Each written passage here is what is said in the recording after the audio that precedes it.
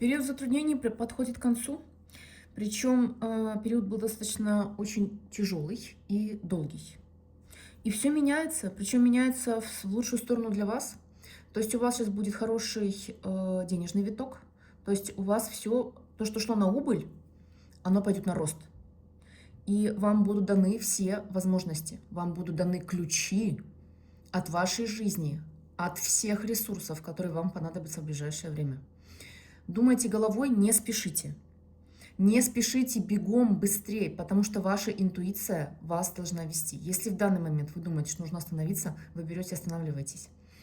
Никого не слушайте, слушайте только себя, только слушайте свое внутреннее состояние.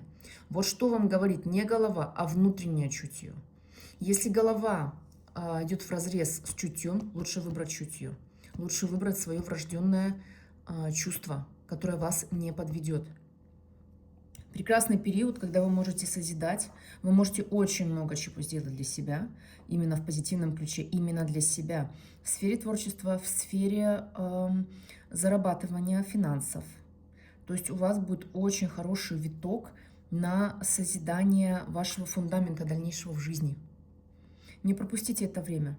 Не пропустите это время и не тратьте время, если вы думаете о взаимоотношениях, пока их отложите. Пока их отложите и лучше идите в самореализацию.